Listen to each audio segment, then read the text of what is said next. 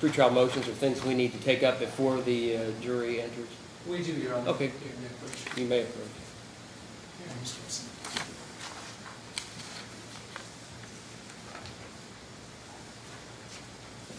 Your Honor, we're filing a motion to suppress any mention of breath test refusal.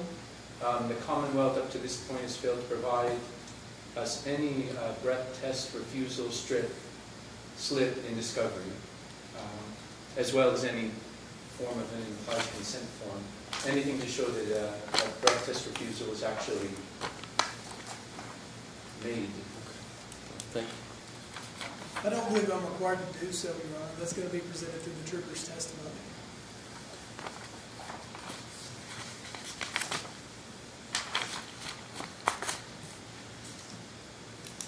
All right, I'm going to overrule the defendant's motion in limine relative to that issue. Any other pretrial motions or any matters we need to take up before we go on the jury? I think we discussed the jury instructions, so I think that's taken care of. On behalf of the Commonwealth, we would ask for the rule, Your Honor. Okay. This time we'll invoke the rules, so anyone who is not, all testifying individuals need to exit the If we have any witnesses for either side, we have sufficient room to segregate them. The defense witnesses, if any, would be in the family courtroom, which is immediately out to our left. In the Commonwealths, we have, depending on how many there might be, we can utilize the rooms here. Okay. Are there any witnesses for the we're still determining whether to call witnesses. We've not made a decision at this time. Okay. Are there any witnesses present in the courtroom right now? Oh, not in the courtroom right now. now. I just wanted to make sure. If I may, Your Honor, since you have asked, the one person in the room that you may be asking about is Ms. Samina Hitch. She is our newest associate. Hello, she will be watching this trial. Glad to see you. Nice to meet you. Thanks for coming. May I, Your Honor? You may. Your Honor has previously granted 2 motions in limine for the Commonwealth. I don't have any questions in regards to them. Just wanted to remind everyone that those are still pending. No, I believe I've ruled on both of those. You did, Your Honor. Okay. You said they were pending, so I just want to make sure we clarified that I did. Okay. Yes. Anything else? Yes, Your Honor. We'd like to also address the matter that any discussion of a PBT refusal would not be admitted in this proceeding. That we would quote the Hoppin-Johns case. Sure. Decision. There's no objection to that, correct? Oh. I agree. All right, but we'll also Thank you. we'll grant your motion relative to that. Anything else, gentlemen? That's all for me. All right. I think we can bring in the jury chair, the jury pool. All right, ladies and gentlemen, thank you very much again. The case for today is a criminal case. The defendant, Joshua Reed, has pled not guilty to the charges of disregarding a stop sign, improper turning, careless driving, possession of an open alcohol beverage container at a motor vehicle, and DUI first offense, and has raised questions for a jury trial. It's important to remember that a person who is charged is not presumed guilty. They are in fact presumed to be innocent, and the burden of proof rests solely on the Commonwealth to establish his guilt beyond a reasonable doubt. We will now conduct what is called Voir. This is where the attorneys and myself will ask questions in an attempt to make sure that we have a fair and impartial jury. If you are asked a question that you would rather not answer in open court, simply let me know and I will allow you to approach the bench and provide your answer to only myself and to the attorneys.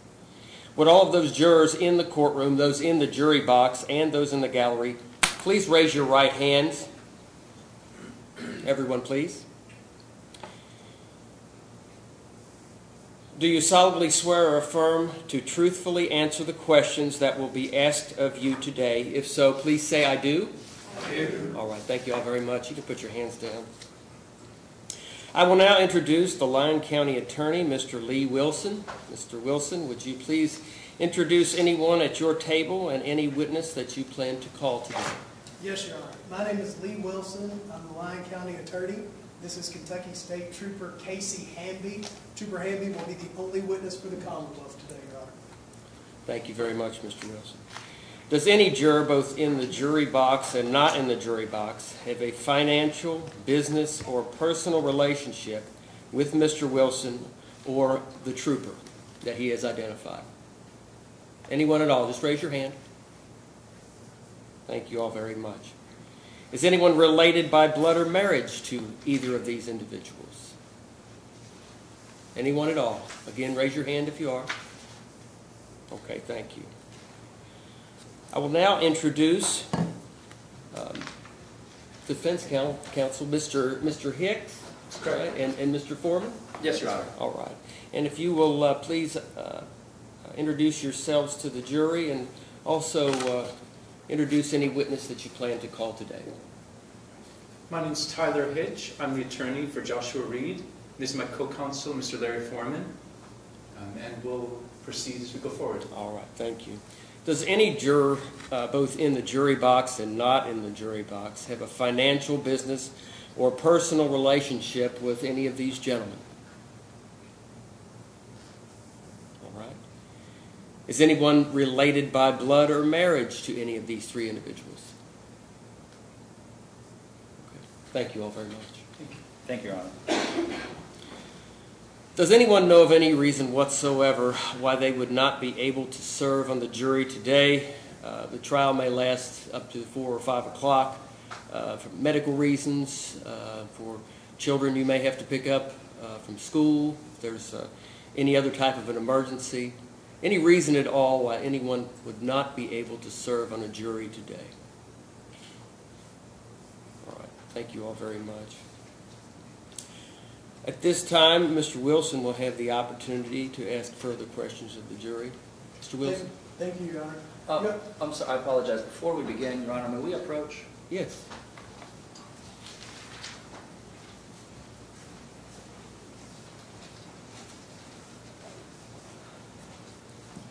Yes, sir.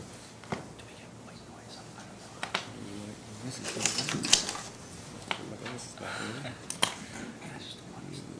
Okay, bench conference, right? Hmm? Oh, that's a good point, Sheriff. Thank you. Does anybody need hearing assistance? Does anybody have trouble hearing me? Anybody at all? Okay, because we do have, if you start to have trouble hearing me, just raise your hand and let me know, and Sheriff will get you some, or one of the bailiffs will get you some, get you a hearing aid, hearing assistance. All right.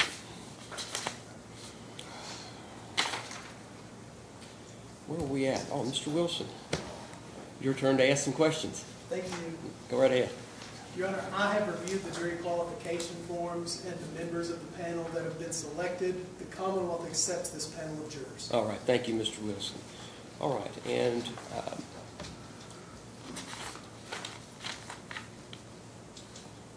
Mr. Foreman or Mr. Hick, you have any questions to the jury? Yes, Your Honor. Go ahead. Feel free to turn that podium around if you need to. Thank you. Adjust it in any way you need that makes you comfortable. Hi, everyone. I'm Tyler Hitch. Nice to meet you. Again, this is Mr. Foreman, my co-counsel, and our client, Josh Reed. I just have a couple quick questions. I guess like an icebreaker. How many had a cup of coffee this morning?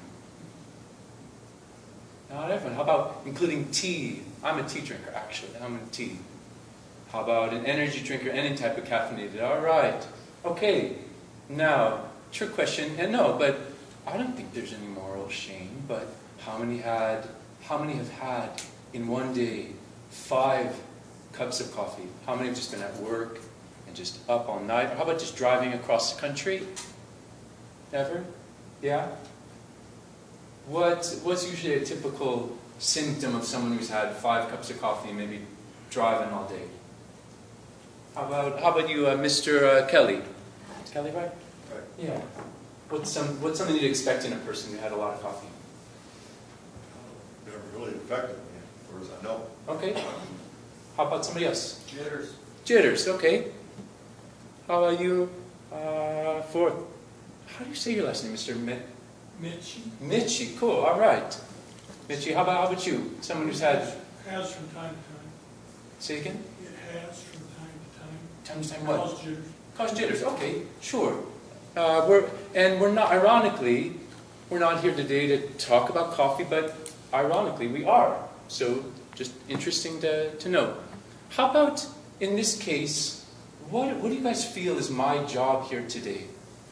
As a defense counsel, as a lawyer, what's sort of my role? I'm going to pick on you, Miss Treadway. What would you say is my job here today? To defend your client, to prove his innocence. Okay, this is perfect, because she gave the exact right answer and the exact wrong answer, so I'll pick on you a little. Defend my client, that's great. That's exactly what I'm here to do. What's sort of off about proving his innocence? How about Mr. Boak? Can you think about it, if I'm here to prove his innocence, what's kind of a little bit off about that?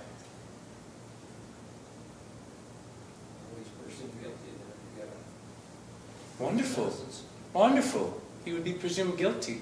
As of this moment right now, Mr. Reed is 100% innocent. He's entirely not guilty.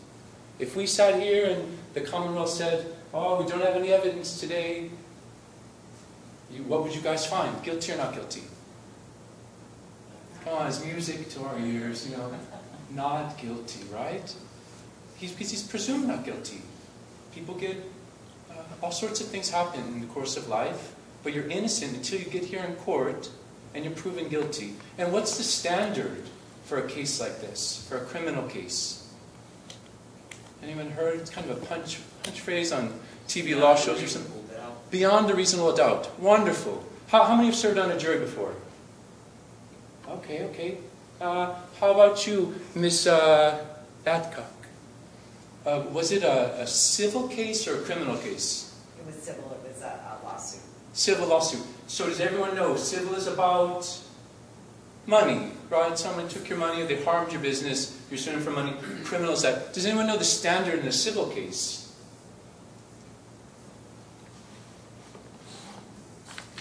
Anybody? Less than criminal. Good.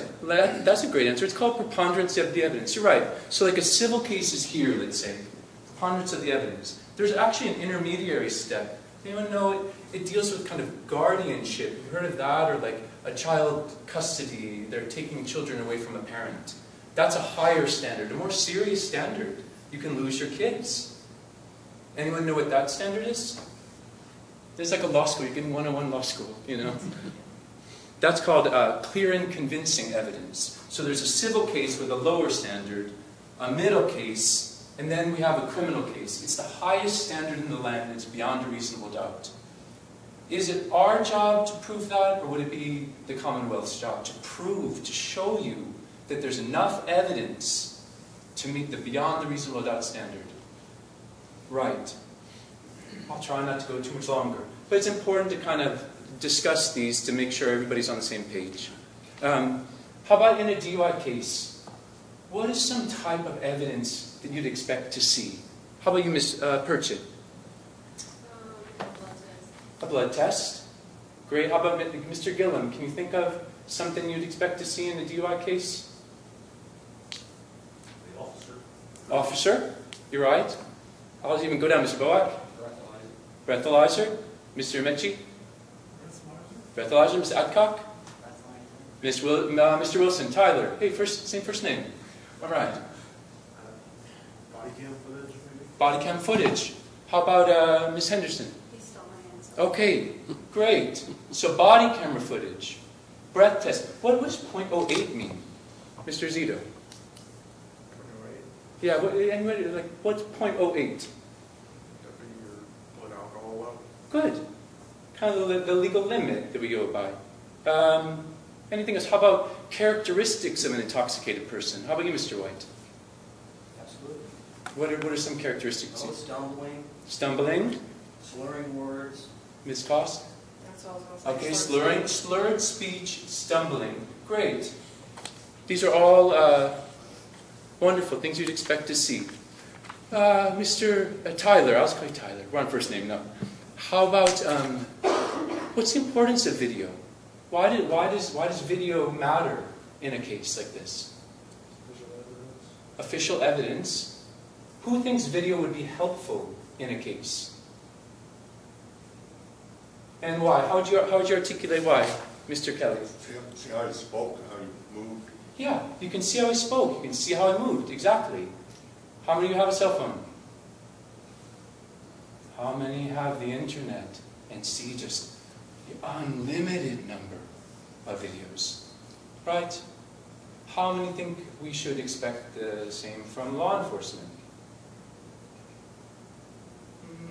Come on, everyone's wishy-washy. How about if you don't put your hand up, you're like, no, I don't need it from law enforcement. If you put your hand up, I think we need it from law enforcement. Okay. And again, these are all informal questions. We're just getting to know each other, but this case has got a lot of factors.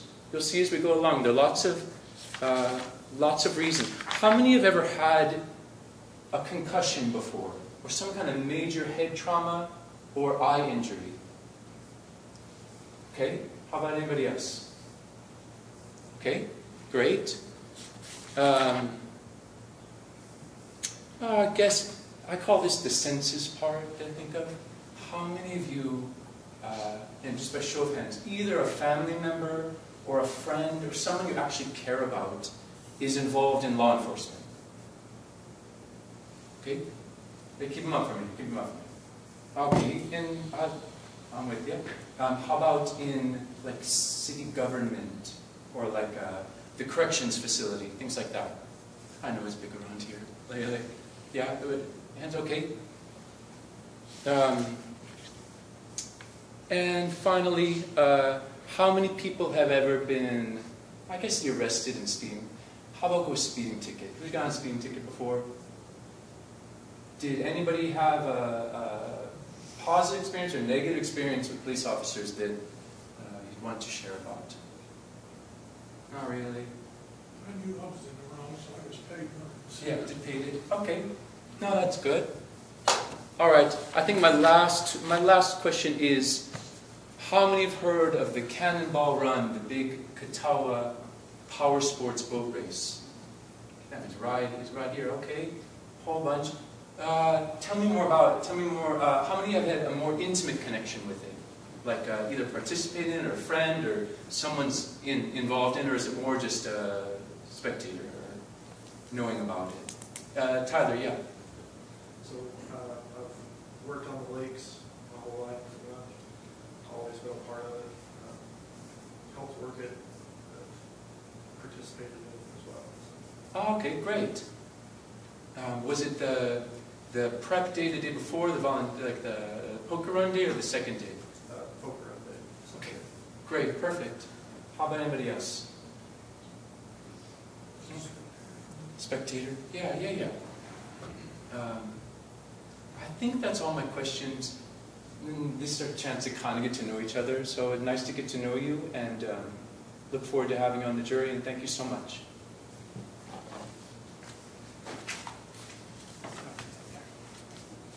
Oh, you're welcome, Mr. Hitch. At this time, each party will exercise their right to 3 preemptory challenges if they choose.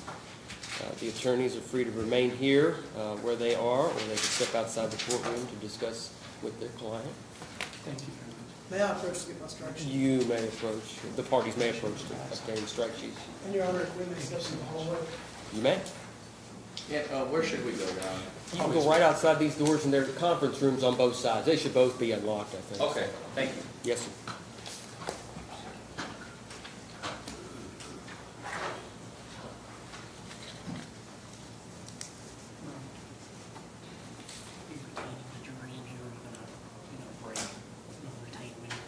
Yes, I'm gonna presume that that's not gonna take too long.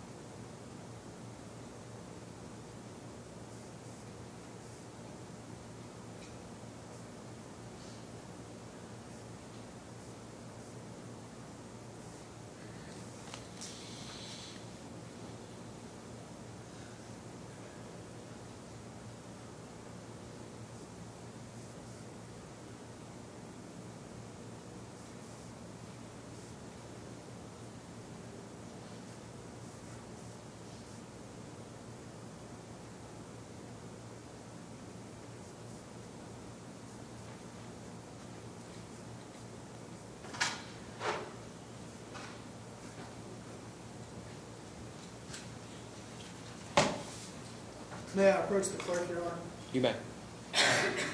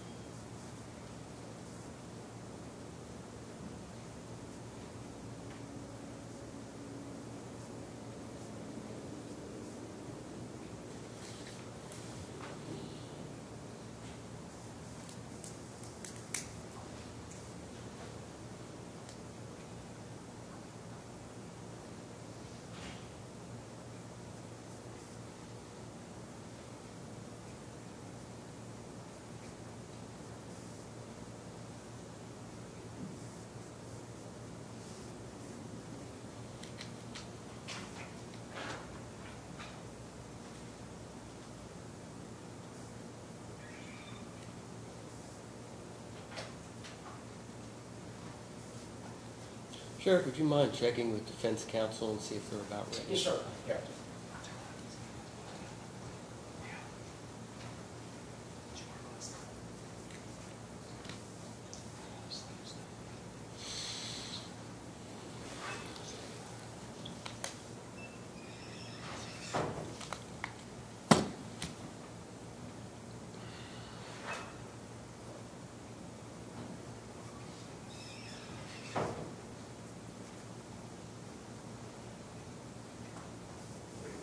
Thank you, sir. I appreciate it.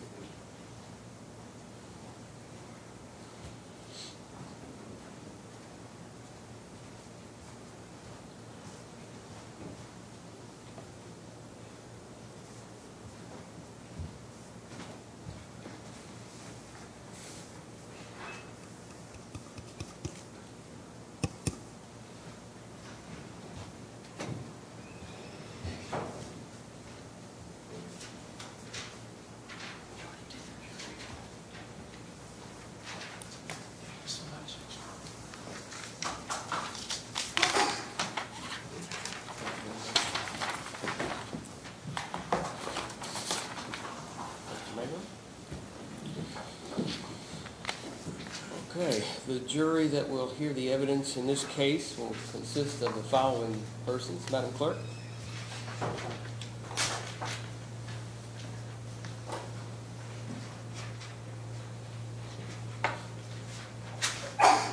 Motion.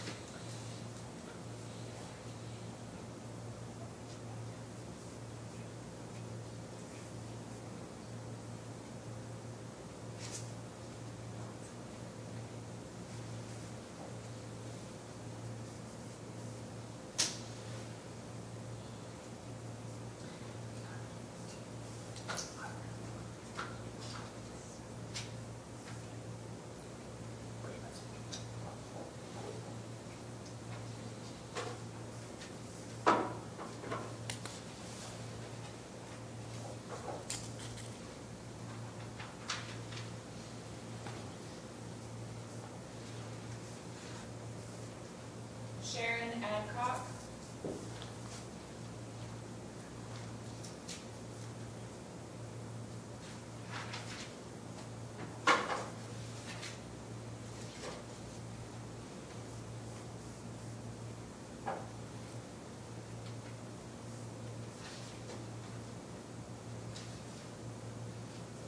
Tyler Wilson.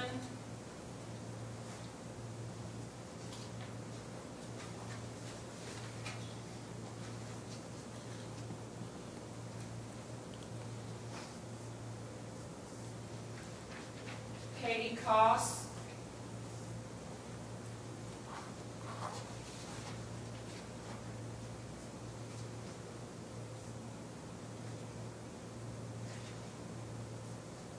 Anthony Zito.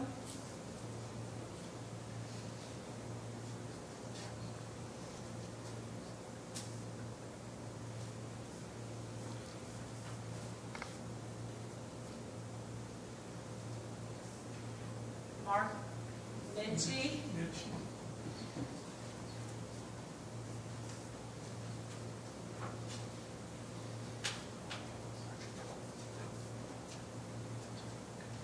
And Mark White. All right, that will be the jury that will hear this case this afternoon. Everyone else is dismissed at this time. Please check in the night before. Your next jury trial is March the 13th at 1 o'clock. I believe that's correct, Madam Clerk. So you want to call after 4 o'clock on the 12th to see if the trial is going or not. Be sure and do that because a lot of times these trials settle. So you don't want to have to make a trip to the courthouse if you don't have to. So again, the next jury trial set for March the 13th at 1 o'clock, and you all are excused. Thank you all very much for your service.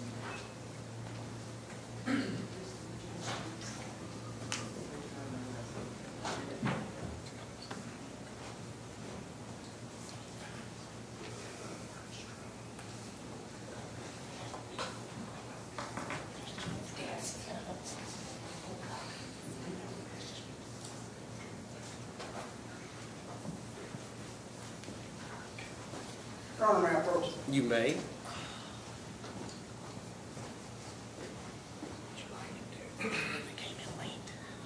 Just dismiss it. Tell them the next one is. And be on time next time. All right. All right, members of the jury, will you please raise your right hands for me? Do you swear or affirm that you will impartially try the case between the parties and give a true verdict according to the evidence and the law, unless dismissed by this court? If so, please answer, I do. I do. All right, thank you all very much. Mr. Wilson, do you have an opening statement? Please, Your Honor. May it please the court. Gentlemen. Ladies and gentlemen of the jury, thank you all very much for being here today. I know it's Valentine's Day, and I promise I will try to get you all out of here as expeditiously as we can. So today you're here to hear the trial of Mr. Reed. And I want to take you back to June the 3rd of 2022 at about 9 p.m. So June 3rd of 2022 was a Friday night. It's about 9 p.m. And the evidence that you're going to hear through Trooper Casey Hamby is that he was sitting stationary in the middle of US 62. Now we're just up from where the Hucks and the Wendy's are, sitting in the middle of 62, and he's watching traffic. While he's watching traffic, he's going to testify that he observed a vehicle come out of 295, like you're coming from Catawba Harbor, and it ran the stop sign coming out of 295, and it turned right like it was heading towards the Hucks. Now, Trooper Hamby's going to tell you that whenever the vehicle did this, not only did he pull out and not stop at the stop sign, but he pulled out in front of 2 oncoming cars. So Trooper Hamby, as a state trooper, he's going to pull that car over and he's going to have a discussion with the driver in regards to what he observed. So ultimately, Trooper Hamby pulls over a vehicle, and in that vehicle is Mr. Reed. Mr. Reed is the operator of the vehicle, and they stop there at the Exxon station just around from the Wendy's. So Trooper Hamby is approaching the vehicle, and he's there to do his standard traffic stop. But whenever he approached Mr. Reed's vehicle, all of a sudden his antenna started going up, and what he was there for changed. Now what Trooper Hamby is going to testify to you is that whenever he approached the vehicle, he observed Mr. Reed, and he started noticing a few clues that gave him some cause for concern. First, he started smelling the odor of an alcoholic beverage. Second, whenever he saw Mr. Reed, his eyes were glossed over. But ladies and gentlemen, the telltale sign was number 3, and that was the open Coors Light beer that was in the middle console of the vehicle. So at that point, Trooper Hamby decides, I better get the gentleman out, make sure that he's okay to drive, see if any of my concerns in regards to alcohol impairment are founded. So what Trooper Hamby is going to tell you that he does is he gets him out of the vehicle and he runs him through some field sobriety tests. The trooper is going to be able to explain to you, much better than I am, what those field sobriety tests are. There's even some words in the field sobriety test that I struggle to even pronounce. Ultimately, after he goes through the field sobriety test, they have somewhat of a heart-to-heart. Mr. Reed does finally admit to him, yes, in fact, I have been drinking. Okay. Well, at this point, because of the smell, because of the way that you look, because of how you did on these field sobriety tests, and because you got an open beer right there in the console of your car, I'm going to have to place you under arrest. Trooper transports him over here to the Lyon County Jail, and that's where we've got an instrument that's called the intoxilizer. The intoxilizer is what you hear about people blowing into whenever they've been arrested for a DUI. Trooper Hamby gets the gentleman into the jail, sits Mr. Reed down, runs him through some standard paperwork. After he runs him through the standard paperwork, he says, okay, now I'm going to request that you blow into the intoxilizer because I've placed you under arrest for DUI. Mr. Reed refuses to do so. I won't be able to present to you any reading today because Mr. Reed refused to blow into the intoxilizer. But I'm confident that based upon all of the facts that you hear today, you'll find the gentleman guilty. Thank you. Thank you, gentlemen. Thank you, Your Honor. Thank you, Mr. Wilson. All right, Mr. Hitch, do you have an opening statement?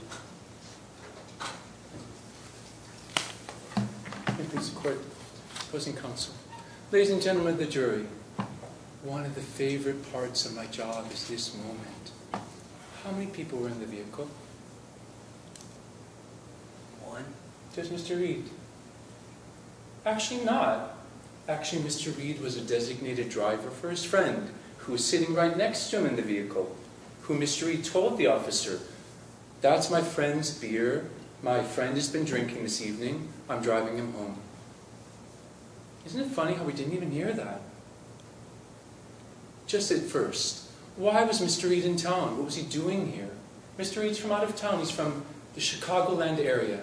He came down to Lake Barkley for the Catawba Cannonball Run. That's why he's here. He's a consultant for major brands in the industry. He had come down with another person who's majorly invested. These are the boats that are going 100 miles an hour. They're lifting off the ground 3 to 4 feet. There's 150 to 200 boats it's like NASCAR on the water. This is a very elite, very professional event. There's hundreds of thousands of dollars at stake. There's sponsors. It's not a day on the lake with your friends. If you notice, the timing of the incident was 9 p.m. They had just left dinner and were heading home to go to bed at 9 because they had to wake up at 5 a.m. the next morning. That whole day, they had been out on the water. They had gotten up at 5 a.m., had been repairing the boat, had been charting the course. It's an enormous logistical process. Mr. Reed had come down with another friend, and the two colleagues who owned the boat that was competing in the race. They had all gone to dinner, they had all gone home. Mr. Reed, throughout the entire course of the day, had had one beer at lunch. The reference, I think you'll hear that it's not, I'd been drinking, it was, oh, I had one beer 5 hours ago with lunch. I did not have any drinks at dinner. This is my friend. He's a mechanic. He doesn't have the same, he's not going to have to be spotting for another boat coming, for a wave coming 3 feet off the ground. He's not going to have to be attentive tomorrow. I do. I haven't been drinking. He has. The beer is his. That's the testimony you'll hear today. Everything else, we'll take it as it comes. The field sobriety test. Are these science or are these observations? Perhaps there's some things that will be testified to, and then it's my job to fill in the holes. Well, did you test for this? What about that? Did you observe this? Did you observe that? I'll be kind of the gatekeeper of the information. So we'll hear his testimony, and then I'll get to ask him some questions. And I think you'll see throughout the course of today that Mr. Reed was entirely sober that evening. He had had no impairment whatsoever.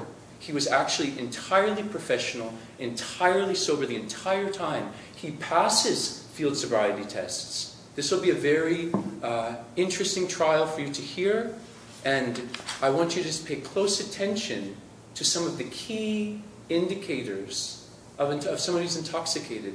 You'll notice the evidence you hear, but then you'll kind of be like, yeah, but what about that and what about that? And that'll be my job to help bring out the truth in this case. And we feel very confident that by the end, you'll feel and you'll agree that Mr. Reed is sober and is not guilty of driving under the influence. Thank you very much. All right, thank you, Mr. Hedge. And Mr. Wilson, you may call your first witness. Thank you, Your Honor. Commonwealth Cause Trooper Casey Hamby. Do you swear or affirm that the statements you're about to make be the truth? I do. All right, please have a seat. Go ahead, Mr. Wilson. Thank you, Your Honor. Casey, if you would, introduce yourself to the ladies and gentlemen of the jury. Can we move that over a little bit? Can y'all hear me okay? Okay. I didn't know if this is on or not. I'm Casey Hamby. I'm a trooper with the Kentucky State Police out of Post 1 Mayfield. Casey, do you recall if you were on duty on June the 3rd, 2022? I was. And on that date, do you remember if you had an occasion to come into contact with the defendant, Mr. Reed? I did. Good. If you would, describe to the jury where you were and how you came into contact with him. So I was sitting, I always think of it as the back way to get to the lake, Kentucky 295, but I was sitting on US 62 in the median there, just past Huck's. I observed Mr. Reed's vehicle come to the stop sign and not come to a complete stop. There was 2 vehicles in the right-hand lane coming from Catawba towards the Huck's area. Mr. Reed pulled out in front of those vehicles and then moved into the left lane and rapidly accelerated. At that point, I pulled out of my position in the median and got behind Mr. Reed and made a traffic stop that went to the Exxon parking lot. So, Casey, is it accurate to say you pulled the gentleman over because of the running the stop sign and pulling him out, and then you pulled him over to address those traffic offenses? That's correct. Okay. So then once you get up to the Exxon, the gentleman pulls over. Do you walk up to the gentleman's vehicle, and do you have a chance to see and speak with the gentleman? Yeah, he pulled into, like, essentially like you'd be getting gas, like pulled up to one of the pumps, and I got out of the vehicle and went and spoke with him at that point. Okay. So whenever you first saw Mr. Reed, what, if anything, did you observe that gave you any alarm? At that point, like they said before, there's two people in the vehicle, Mr. Reed driving and the passenger. I could smell an alcoholic beverage, an odor of an alcoholic beverage coming from the vehicle. Mr. Reed did have glossy eyes, and when I say that, I mean like they were kind of shiny, looking at them like glassy kind of. And so at that point, I could also see that there was an open Coors Light in the middle console. Did you ask Mr. Reed to step out of the vehicle?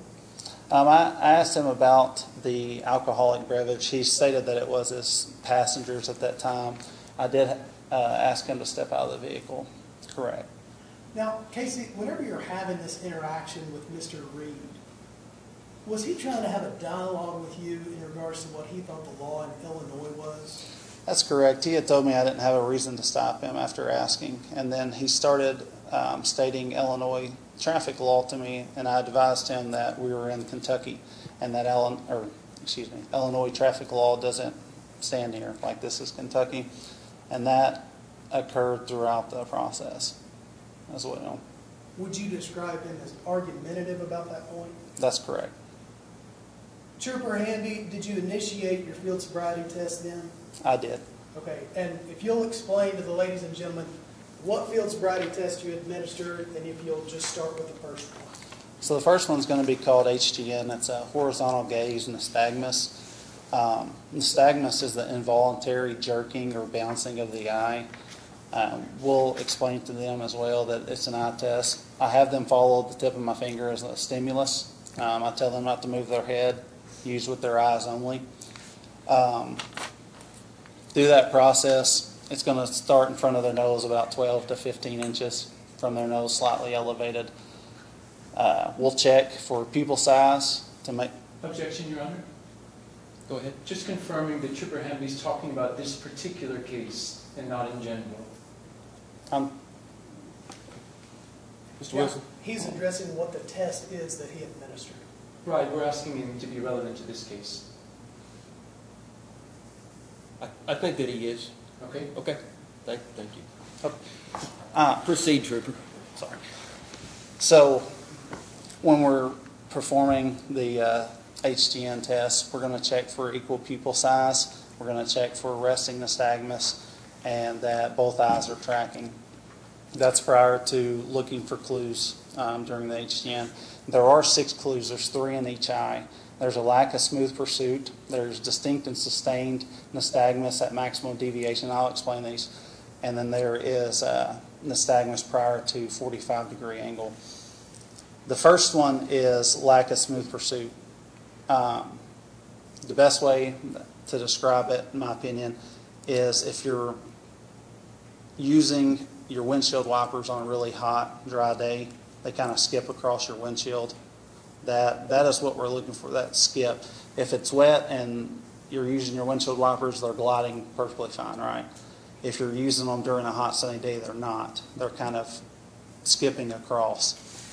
Then we move to the next, and it's going to be the distinct and sustained nystagmus.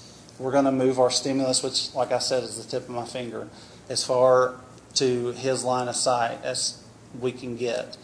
And then we're looking for involuntary bouncing of the eyes. The same thing, and we'll do it with both ways, both eyes, the left and the right eye. We're going to do the same thing moving forward with the onset to 45, but at this time it's going to be at a 45-degree angle rather than all the way out, if that makes sense to everyone. And let me pause you for a second. So were you looking at Mr. Reed's eyes, trying to see if they were doing that skipping you described? Correct. Okay. And did you notice any of that in the gentleman's eyes? I did. He showed, so like I said before, there's 3 clues per eye on the lack of smooth pursuit, the distinct and sustained nystagmus at maximum deviation, and then the nystagmus at prior to 45-degree angle. Excuse me, my mouth's dry. And he had clues in both eyes on all 3, so he had 6 total clues.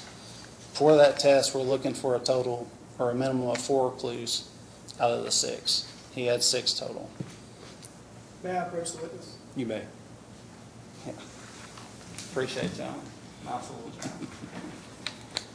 So the first thing you do is you administer the HGN, and you're looking for that bouncing nystagmus that you were talking about. Correct. What's the next field sobriety test that you administered to Mr. Reed? The next is going to be a walk and turn test. There's 2 phases to that. There's an instructional phase, and then there is a walking phase. During the instructional phase, we'll have them normally imagine a straight line ahead of them. At the Exxon, if y'all have been to the Exxon here, I don't know if it's called a divot, but there's a line at the gas pumps, like in the concrete, and it's a straight line, and that's the line that Mr. Reed chose to use. He did do barefoot, as far as I remember, and we were, like I said, the instructional phase, they're going to place their left foot on there, and they're going to put their right foot in front of their left foot with the heel touching the left toe. And they're going to maintain this position with their arms to the side during the entire instruction phase. During the instructional phase, I'm going to ask them multiple times if they're understanding what I'm telling them. And then they'll start the walking phase. You're going to take 9 heel-to-toe steps down. You're going to turn and take 9 heel-to-toe steps back. There is a proper turn, and I explain the turn and I demonstrate the turn for them. So is it accurate? Well, I don't want to say is it accurate to say, but is this the walk the straight line test? Yes. Okay. And how did Mr. Reed do on it? He missed 3 clues. He's going to step off line once. Can I refer to my citation to make sure that I'm putting the right things on there? With permission of the judge. Yes. Okay. Just for the walk and turn aspect. I just don't want to say the wrong part. Your Honor, we have no objection to his, excuse me, the refreshing of his recollection, so long as he doesn't read from the piece of paper to the jury. Thank you, Mr. Ford. Thanks, sir.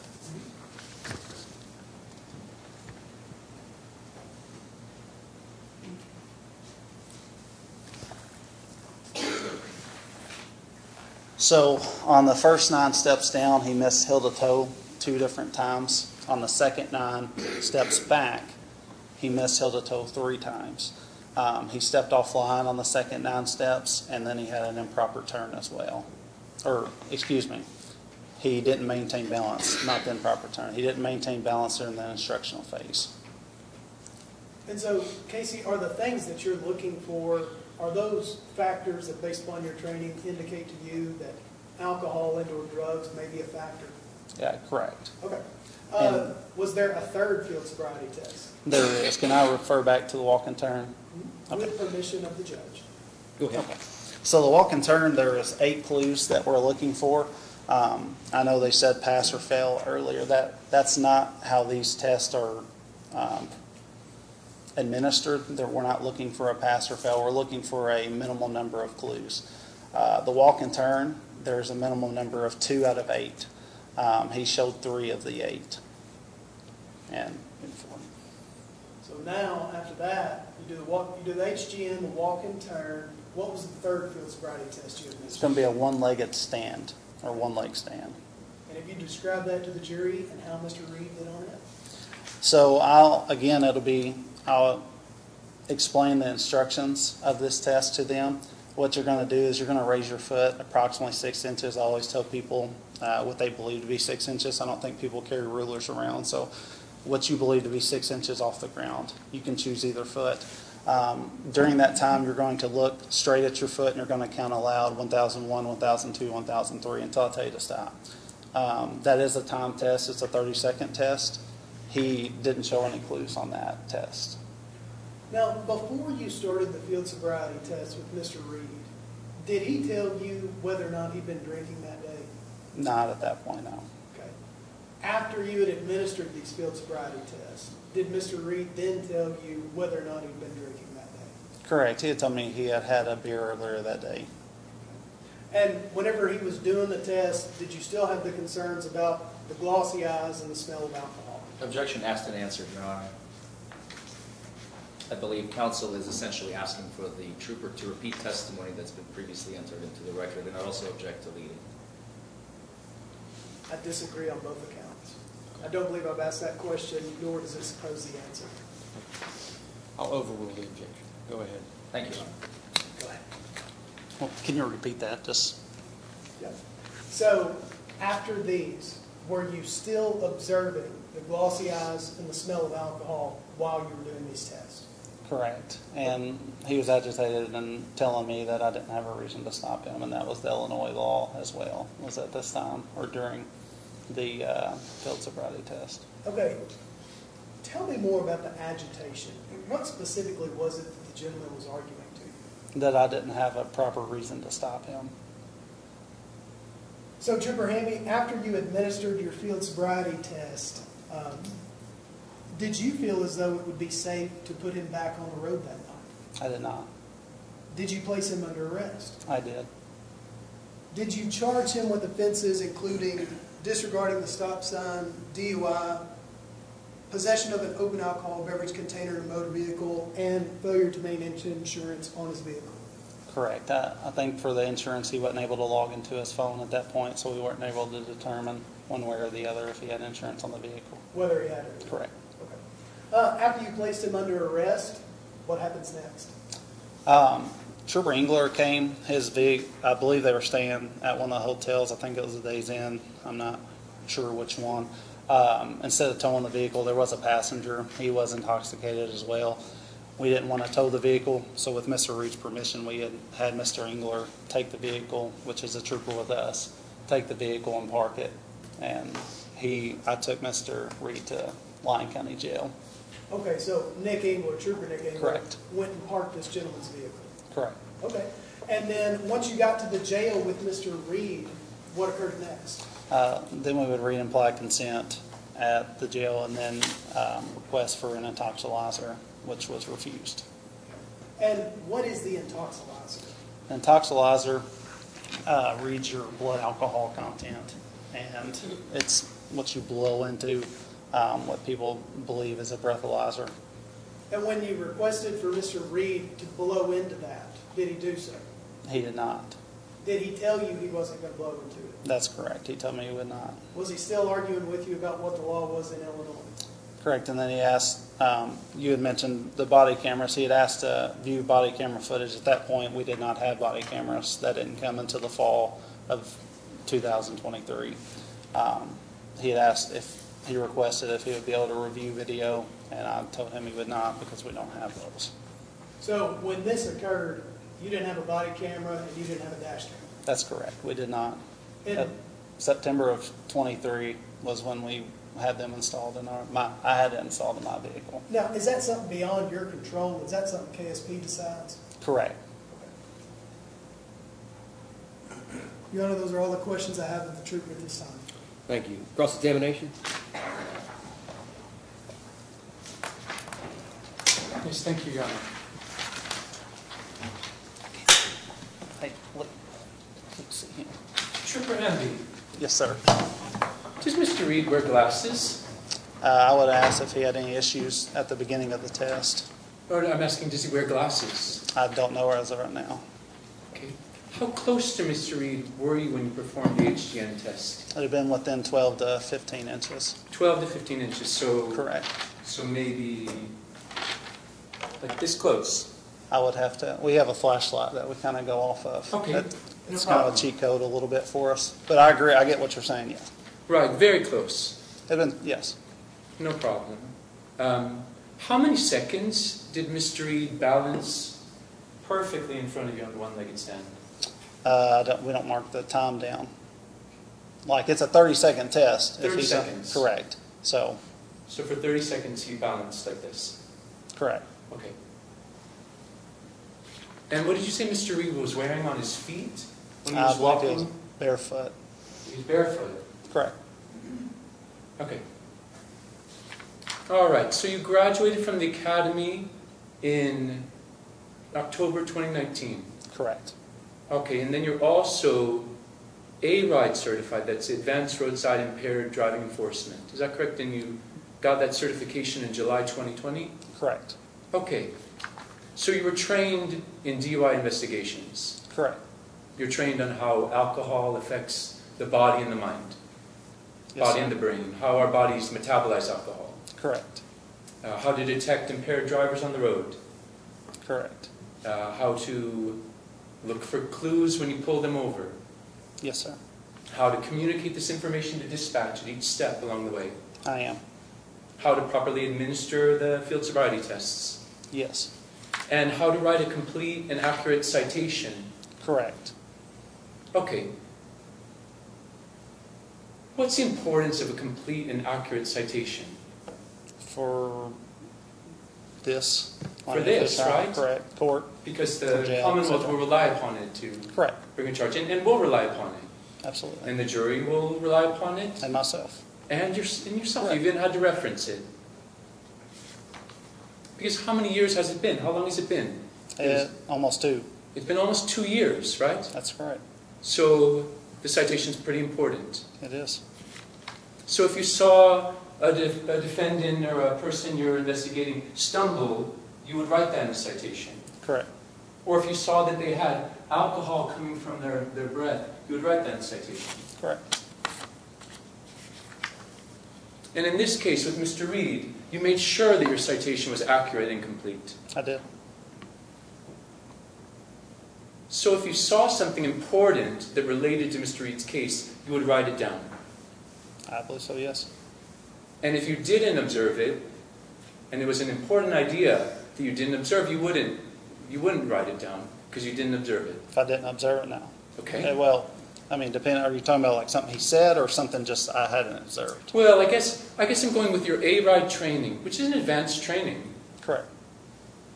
According to your A-Ride training, if you didn't write it down, it didn't happen. That is what they like to say, correct. Right, that's actually your training. If you didn't write it down, it didn't happen. So, in addition to the citation, I heard you on direct exam talking about that you didn't get the body cameras until September 2023. That's correct. Wouldn't you feel that body cameras would have been helpful in this case? I wish we would have had them. And a dash camera? That would have been nice. What I noticed, though, when you talked about the body camera, you were talking about it in the intoxilizer room. Are you saying that Lyon County Jail doesn't have a camera inside the I jail? don't know if it does or not. It's not my jail. Lyon County Jail doesn't have a camera? It's a holding cell. They have, what, contract with Crittenden County? No, not the holding cell. I mean the intoxilizer room, like the breath test. I don't know. So we could see him actually taking the breath test. Correct. I don't know if it has a camera. When you do conduct a breath test, what is printed out by the machine? Slip. Yeah, slip. Yeah. And if it's a Intoxilizer 0.08, it would say 0.08. And if it was a 0.12, it would say 0.12. Right? Correct. And if it's a refusal, what does it say? If you go through and mark a refusal, it should say a refusal. That's great. Where's the slip? I didn't go through the process to do the refusal. He refused to take the test. But where's the slip on the intoxilizer machine marking an actual refusal of the breath test? The refusal was him telling, I get what you're saying. No, We didn't go no. through that It's not what I'm process. saying. It's your training. I'm asking. Correct. That's We actually didn't go your through- training to print out a citation so that we can have something that says he actually refused it.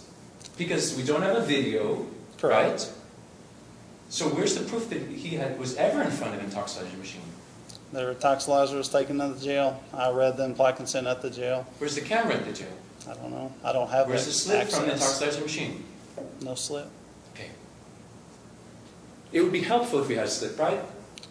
Sure. It'd be If helpful that's if we had what a you like. camera, right? Always like the cameras. Yeah, I do too. I agree. love the cameras because I then we do can see too. the truth, right? We don't have to, the jury can see what happened. Correct. Because, for example, you mentioned that he came out from a stop sign, came out and sped up, and that was a traffic infraction that you were stopping him for. Yes, sir. Would you say that that's the complete and accurate description of his driving? From, That he didn't stop fully at the stop sign and pulled out like we had previously testified to. That he entered the highway, he went far left lane, and he pulled out in front of oncoming vehicles. correct. Okay. Let's go into what you didn't observe. Okay. Did you observe Mr. Reed's car swaying in any way? Nah, by the time I was behind him, we were pulling into the, or left Yeah. lane to turn into the gas How station. about swerving? How about crossing a line? How about stopping abruptly or any kind of the driving indicators of intoxication? Your Honor, I apologize to interrupt my own counsel, but I would ask that the trooper, just for purposes of the record, verbalize yes or no rather than shaking his head, because that cannot be preserved. Apologize. That's okay. Just wanted to. And I'm going quick. You know, Yeah, I was not. But how about, I mean, so did he swerve, yes or no? No. Did he cross the Not that I line? saw. Not that I saw, other than go into the other lane. Okay. These are typical indicators of intoxicated driving, correct? As well as accelerating rapidly and improper turns. Correct. Well, you're pulling onto a Highway 62. You know, like so when you did turn on your lights to stop Mr. Reed, did he encounter any, you're specifically trained to look for impairment in that stopping sequence, correct? If there's time that we do, correct. Did he respond to your signal? Did he pull over in prompt fashion? That's your definition of impromptu. He pulled into the turning lane, turned left, turned right, and then turned behind the gas, or pulled up to the gas Pulled pump. up to the gas. Well, that's a good description. Did he hit a curb on the way? Not that I Did saw. he bottom out? No. Did he screech or turn? No. Did you observe any driving indicators of impairment in the stopping sequence? In the stopping sequence, no. Perfect. What time did you pull Mr. Reed over? Or what time did you notice the traffic infraction? Care if I refer? Sure, sure. Fine with that, Judge. Go right ahead. Oh, you've got it, okay. Yes, sir. I'll just put it over there if that's Perfect. okay. No, no problem. It says at approximately 9:04 p.m. Okay, and according to your training, you called that into dispatch? It should have been approximately around then. Approximately around 9:04? Mhm. Okay. The traffic stop was kind of quick, so I don't know if it was exactly at 9:04 or right after. Maybe 9:04, 9:05. It's approximately that Okay. time. I would have to look at the CAD. I've got a copy of the CAD. Would you like that? Yeah, that'll work. Let me get a fresh copy. Is that okay to look at, sir? Yeah.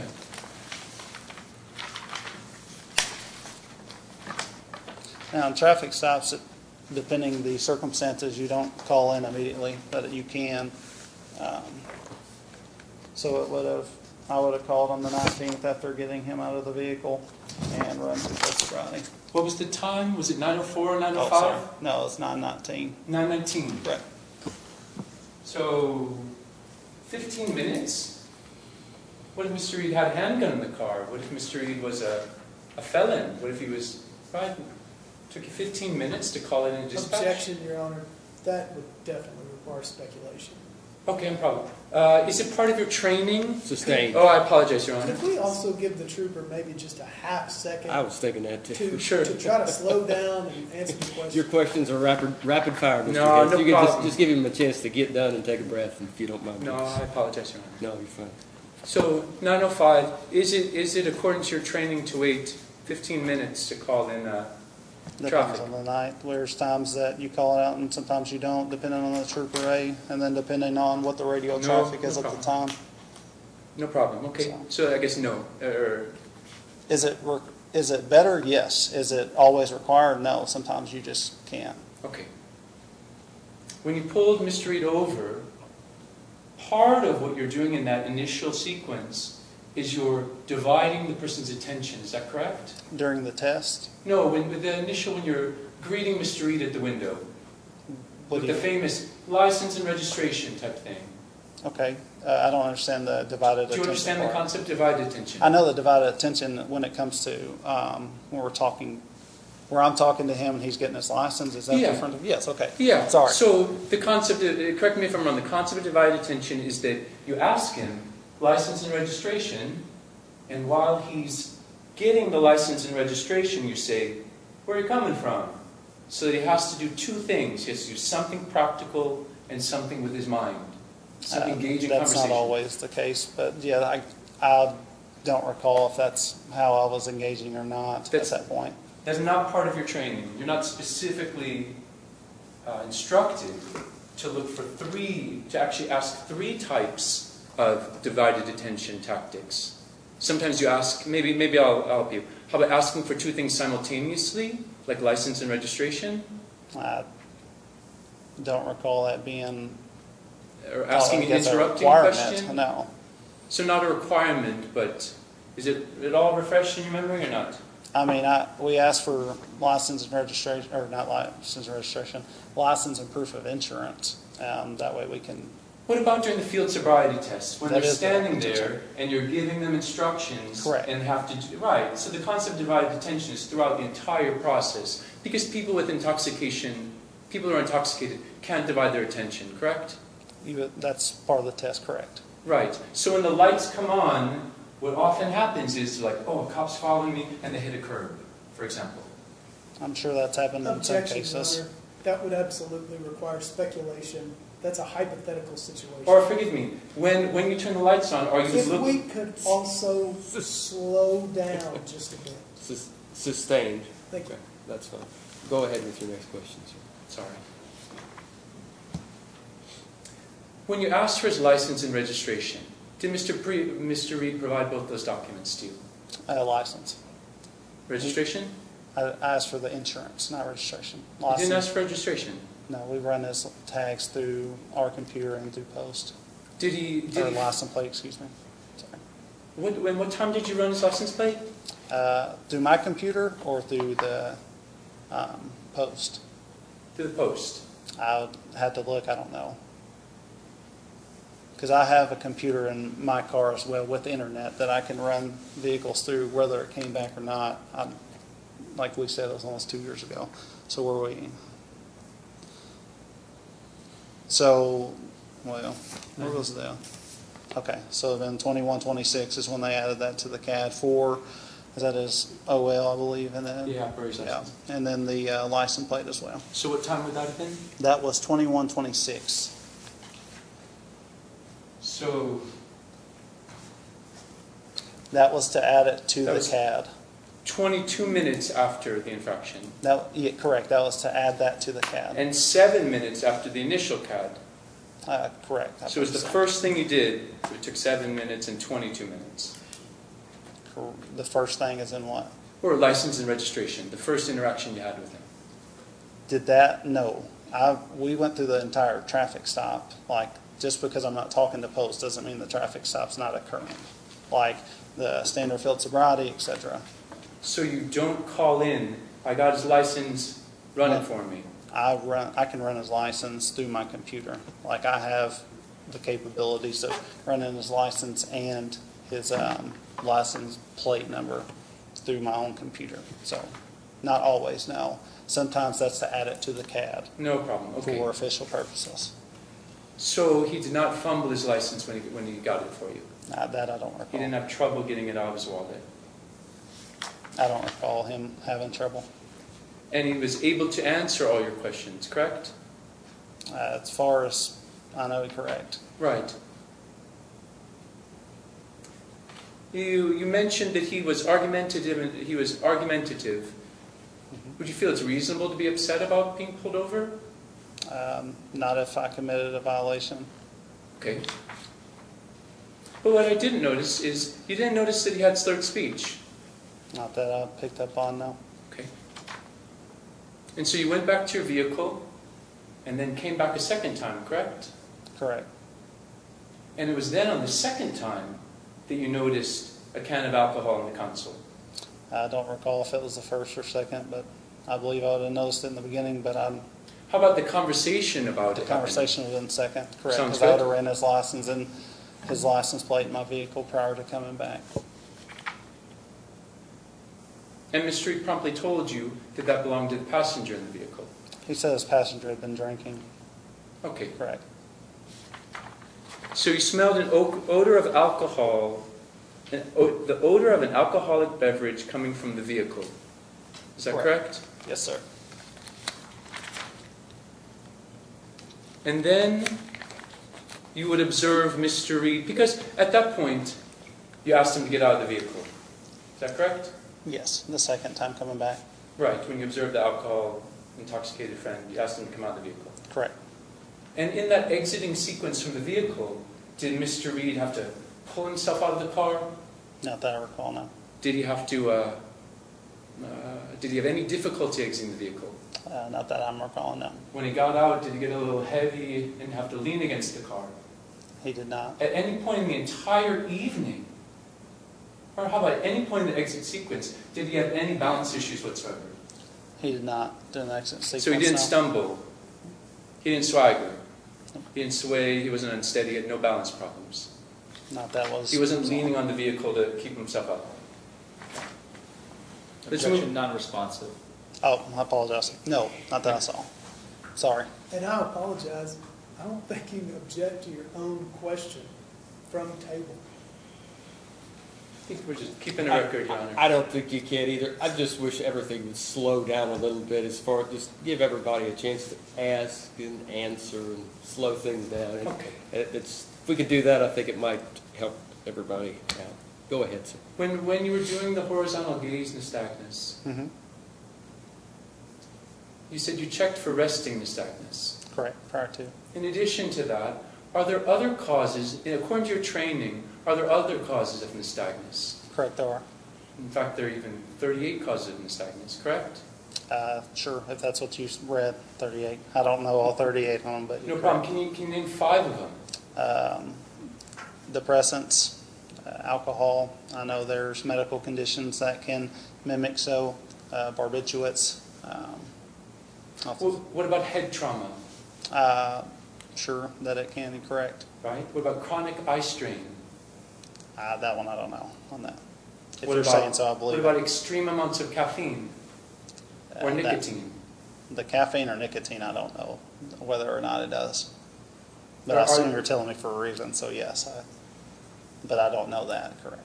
What about motion sickness? Don't know. As you were inspecting his eyes, did you ask him, hey, have you consumed an excessive amount of caffeine today? I asked Because if I'm there- looking for your eye twitching. Have you consumed an excessive amount of caffeine? I asked if there was anything wrong with his eyes at that point. I did not ask if he had what'd you say? Had drank a lot of caffeine. So Did you ask him if he had an excessive amount of nicotine? I had not. Did you ask him if he had an extreme lack of sleep? I had not. Did you ask him if he had been driving or out in the environment all day, exposed to sun and wind? I had not. And with regards to glossed eyes, can you name 3 other causes of glassed eyes? Off the top of my head, no. Like not sitting here right now. What about staring at a screen for a long period of time? Sure they could do it. What about allergies? Correct. What about dehydration? That I don't know. What about long periods of sun and wind exposure? That I don't know either. What about long periods of driving? Don't know. But you would acknowledge that there are many causes of glossed, quote-unquote, glossed over eyes. I'm sure there could be, correct, including alcohol. And are you an ophthalmologist or an optometrist No. or any training with the eye? No, sir. Okay.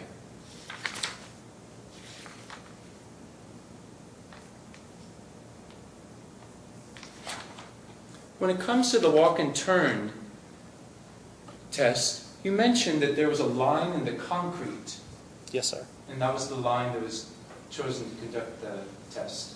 Correct. What was the line in the concrete between? It was divoted in the ground.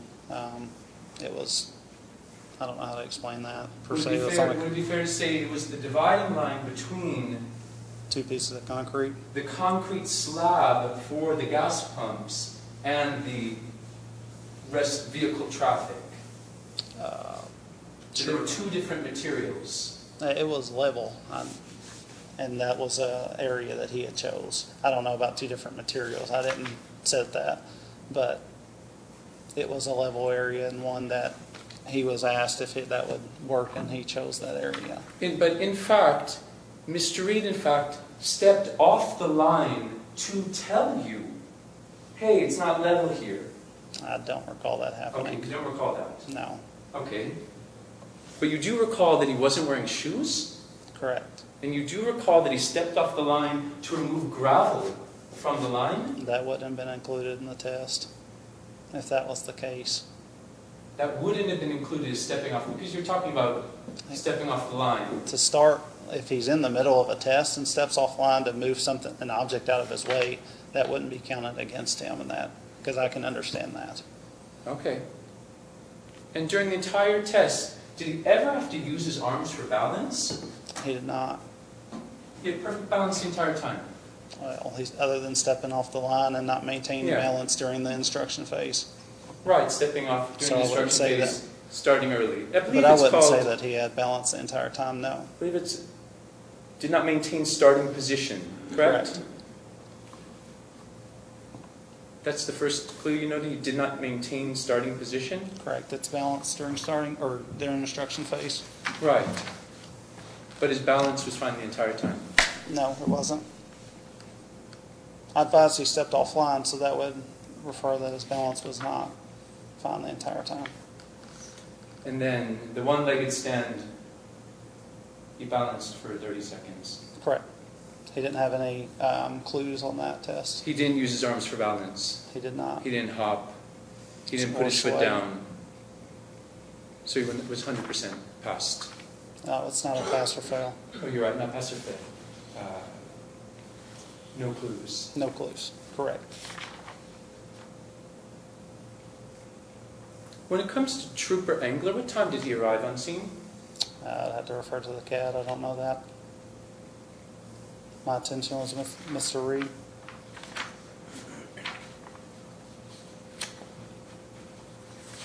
Did either of you have a cell phone that evening? Did we have a cell phone? Yeah, a cell phone with you. I'm sure, yes. Or I would have one, yes. Did you use that to record any of the incidents that evening? Negative. That's a personal cell phone. It's not a work cell phone. Okay. How about the can of alcohol? Did you take a photo of I that? did not. Did you preserve it as evidence? I did not. Notated it. Okay. And then on your way to the jail, did Mr. Reed ever throw up? He did not. Did he ever let me out of this car? Did he ever make an outburst of any kind? He did not. How about at the Lyon County Jail? Any outbursts? No, sir. Or not just outbursts. Or throwing up as well. He didn't throw up either. Yeah, no, I'm just no mention of any misbehavior of any kind. In fact, you didn't mention even anything to do with quote argumentative in your citation at all, did you?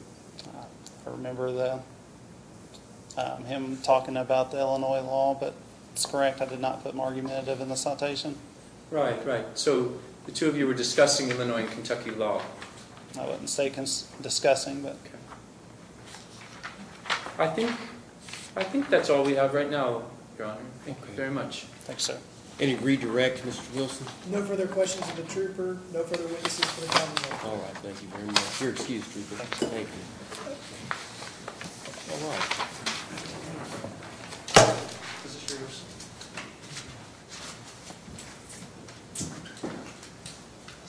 And Mr. Hitch, any proof or witnesses for the defense? Your Honor, may we take a short break? If we may have a recess. We can have a short recess. About 5 minutes, will that do? I think we would need more, Your Honor. Yeah. All right, so we'll do 10. So 5 till 3, by that clock back there, we'll reconvene, okay? So we'll be in recess for 10 minutes, okay? And, Your Honor, I believe defense has a motion once the jury leaves. Okay.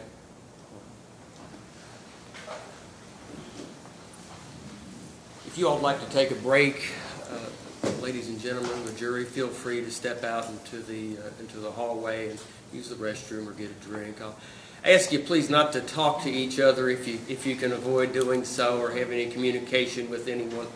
Oh, okay. I guess into the. Yeah, that's even better. That's even better. We're going to the jury area. If you just try to avoid discussing the case or anything about the case at this point in time.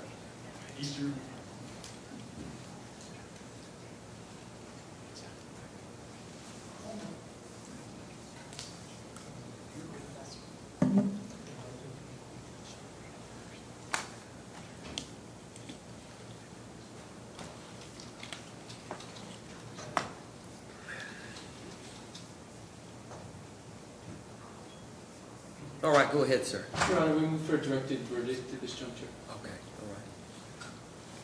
The Commonwealth has proved all of the elements of its case, Your Honor. And I agree with the Commonwealth at this point in time, so thank you very much. Any other motions at this time? None. All right, thank you.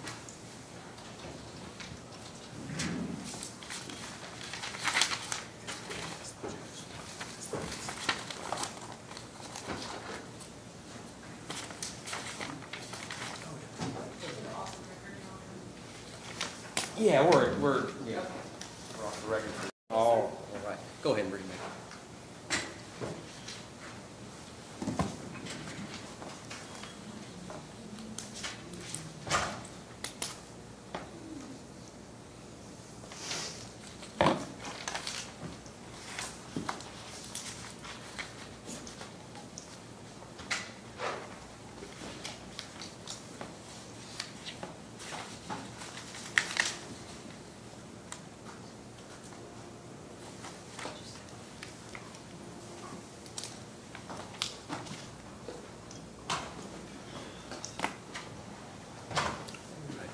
I think all the jurors are back in the, can we waive roll call? We have no objection. Okay, all right. Please. All right, yeah. And defense counsel, do you have any witnesses or any proof that you'd like to present? No, Your Honor, we're ready to proceed with closing argument. All right. At this time, I'll read instructions for the jury. Upon reaching the jury room, you should first select a foreperson who will act as your presiding officer. In order to return a verdict, the verdict must be unanimous. Every juror should be given the opportunity to state and discuss his or her views. Furthermore, you have the duty to consult with one another and deliberate with a view of reaching an agreement, if that can be done, without violating your individual judgment. Each juror must decide the case in his or her own mind, but only after an impartial consideration of the evidence with the other jurors. You must weigh and consider the case without regard to sympathy, prejudices, or passion, either for or against any party to this action. In the course of deliberating, a juror should not hesitate to re-examine his or her own views and change his or her opinion if that opinion is erroneous. No juror should surrender his or her honest conviction solely because of the opinion of the other jurors or for the mere purpose of returning a verdict. At times throughout the trial, the court may have been asked to decide whether or not to allow certain evidence into this case. You are not to be concerned with the reasons for any such ruling, and you are not to draw any conclusions from them. Whether evidence is admissible depends upon rules of law, whose function is to ensure fairness to all parties. In admitting evidence to which an objection is made, the court does not determine what weight should be given such evidence, nor does it pass on the credibility of the witness. You must not consider the evidence that has been rejected by the court.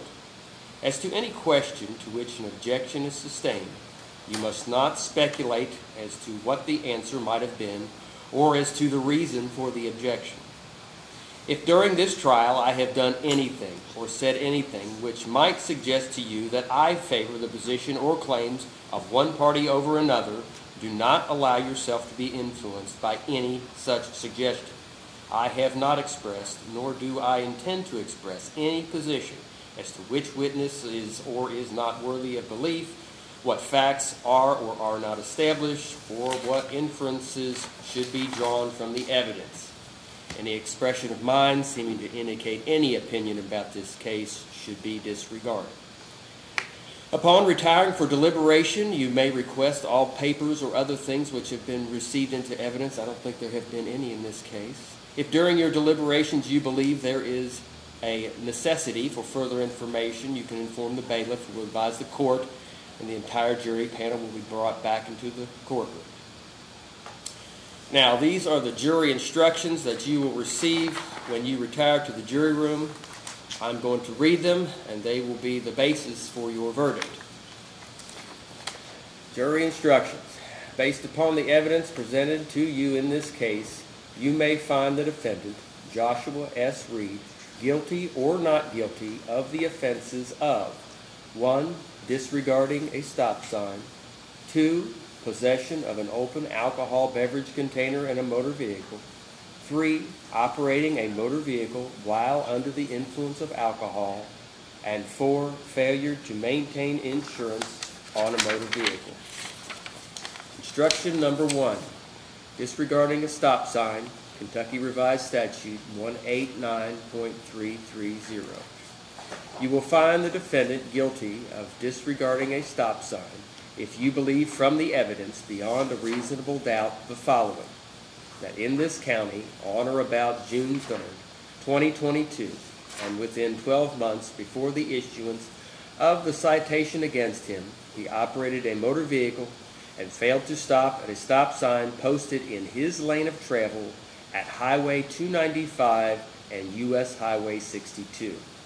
If you find the defendant guilty under this instruction, you shall fix his punishment at a fine of not less than $20 nor more than $100. Excuse me. Instruction number 2, possession of an open alcohol beverage container in a motor vehicle, Kentucky Revised Statute 189.530. You will find the defendant guilty of possession of an open alcohol beverage container in a motor vehicle if you believe from the evidence beyond a reasonable doubt the following: that in this county, on or about June 3rd, 2022, and within 12 months before the issuance of the citation against him, he was in possession of an open alcohol beverage container in the passenger area of a motor vehicle located on a public highway. If you find the defendant guilty under this instruction, you shall fix his punishment at a fine of not less than $35 nor more than $100. Instruction number 3, operating a motor vehicle while under the influence of alcohol, Kentucky Revised Statute 189A.010. You will find the defendant guilty of operating a motor vehicle while under the influence of alcohol if you believe from the evidence beyond a reasonable doubt the following: that in this county, on or about June 3rd, 2022, and within 12 months before the issuance of the citation against him, he operated a motor vehicle, and that while doing so, he was under the influence of alcohol. Instruction number 4, failure to maintain insurance, Kentucky Revised Statute 304.39-080. You will find the defendant guilty of failure to maintain insurance if you believe from the evidence beyond a reasonable doubt the following: that in this county, on or about June 3rd, 2022, and within 12 months before the issuance of the citation against him, he operated a motor vehicle and failed to have insurance for the motor vehicle. Instruction number 5, reasonable doubt. The law presumes a defendant to be not guilty of a crime, and the citation shall not be considered as evidence or as having any weight against him. You shall find the defendant not guilty unless you are satisfied from the evidence alone and beyond a reasonable doubt that he is guilty. If you have a reasonable doubt that he is guilty, you shall find him not guilty. Instruction number 6, unanimous verdict. The verdict of the jury must be unanimous and signed by one of you as foreperson. You may use the forms provided at the end of these instructions in writing your verdict. Instruction 7, the defendant's testimony.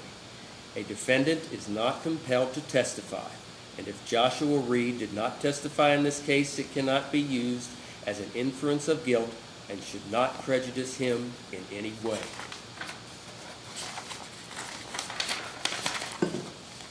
All right, this is the verdict form.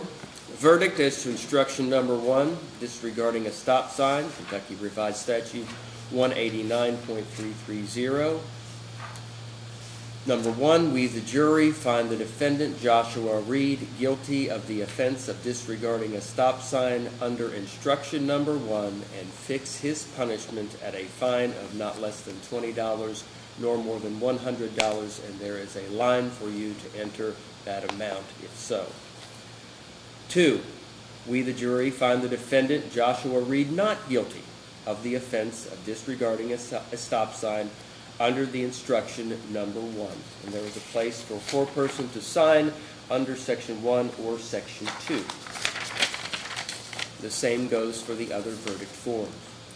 Verdict as to instruction number 2, possession of an open alcohol beverage container in a motor vehicle, Kentucky Revised Statute 189.530. Number 1, we the jury find the defendant Joshua Reed guilty of the offense of possession of an alcohol beverage, an open alcohol container in a motor vehicle under instruction number 2, and fix his punishment at a fine of not less than 35 nor more than 100.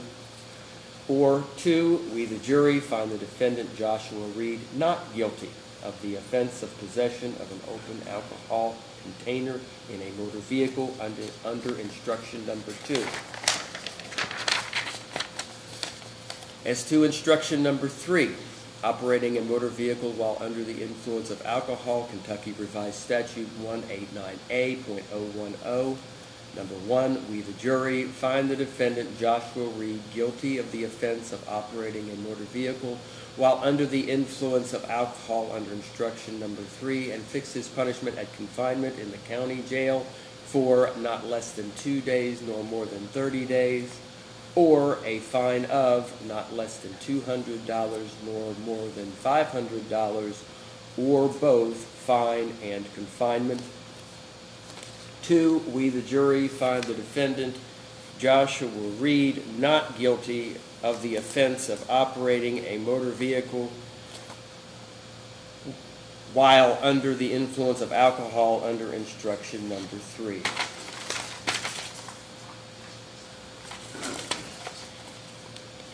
As to instruction number 4, failure to maintain insurance, Kentucky Revised Statute 304.90-080. 1, we the jury find the defendant Joshua Reed guilty of the offense of failure to maintain insurance under instruction number 4, and fix his punishment at confinement in the county jail for not more than 90 days, a fine of not less than $500 nor more than $1,000, or both fine and confinement. 2, we the jury find the defendant Joshua Reed not guilty of the offense of failure to maintain insurance under instruction number 4.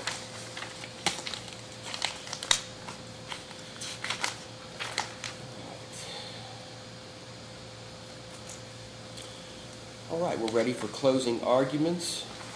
Mr. Hitch, do you wish to make a closing statement? Yes, Your Honor. All right, please proceed.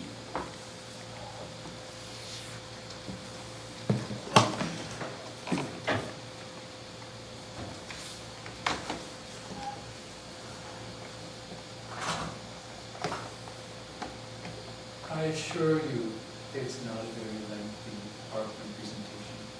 It just had a couple of key points that we wanted to address. Designated drivers are sober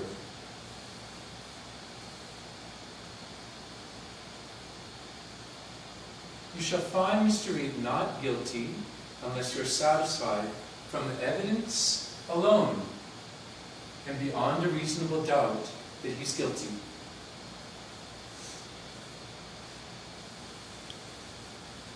Let's go back. I think it was in Voir, we were talking about the different standards of care. The most important thing in a criminal trial is appreciating what the standard is. Is it, well, we've got this evidence, or we got this? It's important to evaluate the standard that we have to follow here in this court. Reasonable and articulable suspicion is the standard to stop someone. Probable cause is the standard to arrest someone.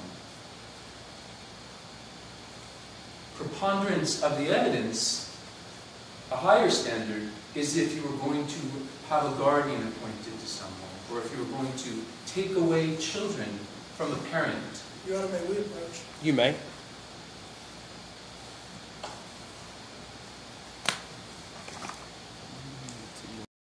Your Honor, I don't believe that any of this was brought into evidence during the trial.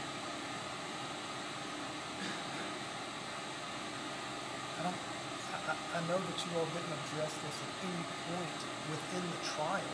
It's not proper to introduce it now at closing. Response? If I may respond, Your Honor, I think we are simply, what we're doing is we're laying out the American foundation of the American justice system. This is not rocket science. This is not something that, there are three standards that Mr. Hitch has clearly articulated during voir dire, and that is preponderance of the evidence, clear and convincing, and beyond a reasonable doubt. And he's just now filling in the blanks of what it is, what's reasonable suspicion, and what's probable cause. I think it's common sense, it's common parlance, it's within the legal justice system. It's not something that needs to be asked during trial. I don't think there's any, I don't think the objection is relevant, basically. If I may. The closing statement may only be a summation of what was introduced into evidence during the trial. Reasonable and articulable suspicion was not discussed at any point within today's trial. And just very briefly, Your Honor, I believe that objection, counsel has kind of waived that objection because we've already moved the preponderance of the evidence, and the objection just came. So counsel, if nothing else, counsel waived their right to an objection. Should have come right when the statement was made by co-counsel, which they did not do, and I think they waived their right to an objection. No, I don't think they have. I'm going to sustain your objection, Commonwealth's objection. We're going to stick to what was presented during the trial. Just move on. Yeah, we can appeal. Do you need time to readjust things with your? We'll move to the next slide. Thank you, Your Honor.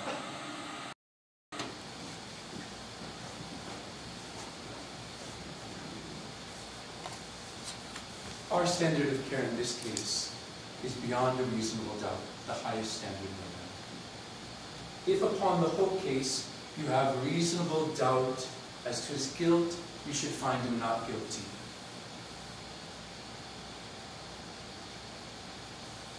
Let's talk about the reasonable doubts in this case. Sober driving.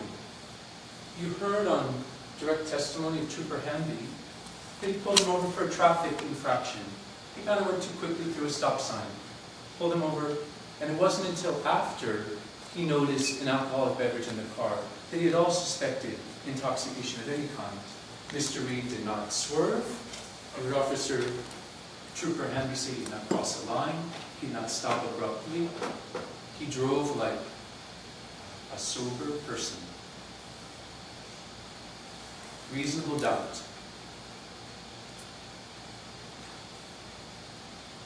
Sober stopping. Police lights come on. It's, oh God, I had a cop behind me. It's very common to skip a curb. You heard Trooper Hamby say he didn't bump a curb, he didn't pull over right away, he didn't stop, he didn't bottom out, he didn't screech, he didn't. No. Mr. Reed maneuvered perfectly according to Trooper Hamby's testimony, coming to a complete stop at a gas pump. He didn't clip a gas pump. Sober stopping. It's reasonable doubt. We're talking about driving under the influence. Sober discussion. He gets his license out. He answers all of his questions. Maybe a little argumentative. He's upset about being stopped. He's got a big event the next day. But he handles everything like a sober person. There's no indication at all of slurred speech. No testimony at all of slurred speech. No testimony at all of repeating himself, of license registration. Oh, it's around here somewhere. I think it's here. No testimony of that. Entirely professional. Sober discussion is reasonable doubt. Sober exit from the vehicle. Not coming out, resting, holding on, a little topsy when you stand up. None of it. No indication from the testimony. He doesn't stumble. He never loses his balance. Walk and turn test, never loses his balance. One-legged stand, ready, forgive me. 1001, 1002, 1003, 1005, 1006, no arms for balance, 1007. 30 seconds. No balance issues. No balance issues exiting the vehicle. No balance issues on the walk and turn. No balance issues at any point. And I believe that was the number one thing in Voir that I didn't expect to see. Has reasonable doubt. No slurred speech. That's reasonable doubt. That's the number one recommended. No flushed face, reasonable doubt. No bloodshot eyes. I think they mentioned glassy eyes. And on cross-examination, acknowledge the allergies, staring at a screen, being exposed to the sun and wind all day. There's many reasons for so-called glassy eyes, but bloodshot eyes not mentioned at all. That's reasonable doubt.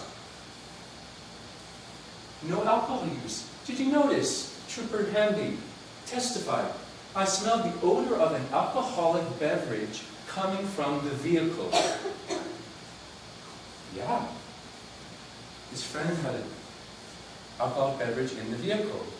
But what you didn't hear is that when you're this close to him on HGN, there's no alcohol coming from his breath. No smell of alcohol from Mr. Reed's person whatsoever. Entirely from the vehicle where an alcoholic beverage was. Citations are littered. I smelled alcohol coming from his person. He stumbled, he swayed. I smelled from him in the car, in the back of the car, on the way to the jail, I smelled him. He throws up. None of that. There's no alcohol coming from his breath. That's reasonable doubt. Of course, no marijuana or drug use. It's reasonable doubt. We could have shown up on a blood test. HGN test, concussions, lack of sleep, caffeine, nicotine, eye strain. This is not magic science. This is like they're looking for clues of intoxication. And none of these were considered. That's reasonable doubt. Walk and turn, barefoot, on an uneven line. I guess barefoot tests are scientific. One-legged stand, 30 seconds on one leg with perfect balance. It's reasonable doubt. No blood alcohol number. That's a biggie.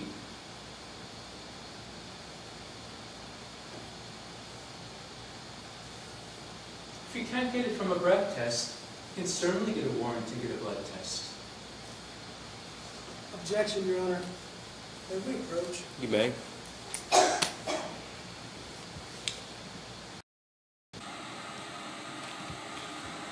That was a false statement by counsel as to the standard that applied in 2022 on June 3rd.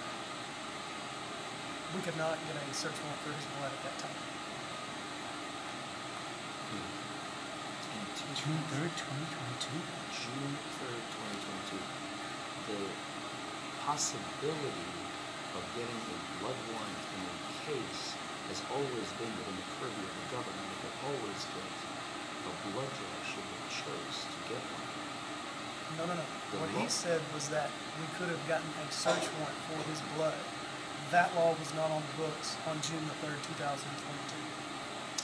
You're talking about the law change. When was the law changed? After this. Do you remember the month and the year? I do not. In that case, I will agree, and I would ask the court to admonish an honest mistake by counsel since the law has been changed.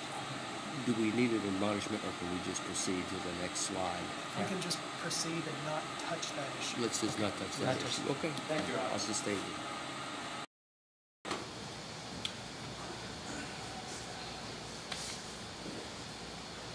No video. No dash cam video on the car. See the driving. No body camera video. No shoulder camera video. No cell phone video of either officer. No jail video. No intoxilizer room video. I have some doubt about that.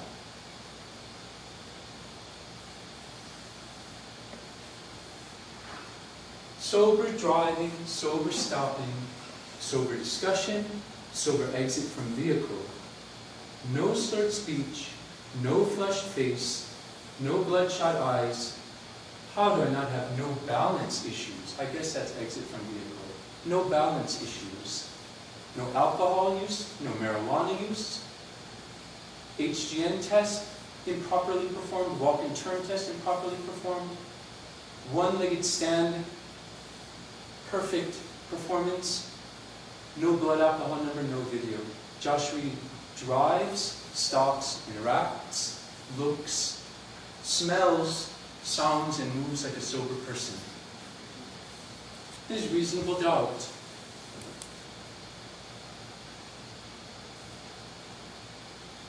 Just one is sufficient. And we have 14 reasonable doubts in this case. Designate drivers are sober. Thank you very much. We humbly ask that you base your decision not based upon how much evidence, but if it meets the standard of beyond a reasonable doubt. 14 of them. Thank you very much. Thank you, Mr. Hitch. Mr. Wilson, closing. Please, may I approach and retrieve the jury instructions? You may.